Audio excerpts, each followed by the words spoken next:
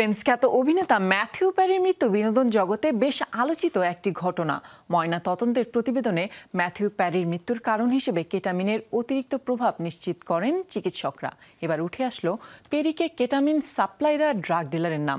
সেই সাথে পেরির মৃত্যুর ঘটনায় দোষ স্বীকার করতেও রাজি হয়েছে।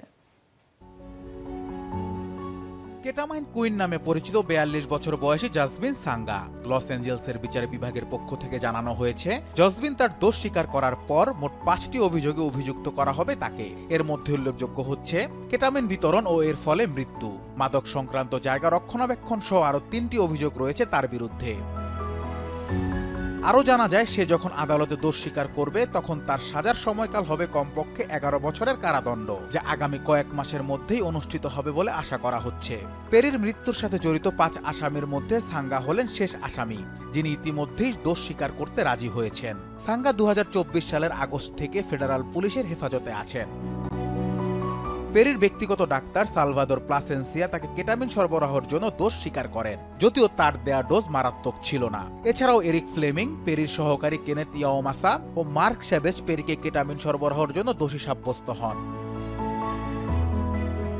প্রসিকিউটরদের তথ্য মতে, অভিনেতার মৃত্যুর কিছুক্ষণ আগে সাঙ্গা ও ফ্লেমিং পেরির সহকারী ইয়াওমাসাকে ৫১ শিশি কেটামিন সরবরাহ করেছিল। এরপর ইয়াওমাসা পেরিকে ইনজেকশন দেন, যার ফলে তার মৃত্যু হয়। মৃত্যুর খবর জানার পরেই সাঙ্গা ও ফ্লেমিং সকল প্রমাণাদি নষ্টের চেষ্টাও করে। ফেডারাল কর্তৃপক্ষ ২০২৪ সালের মার্চ মাসে সাঙ্গার বাড়িতে অভিযান চালায়।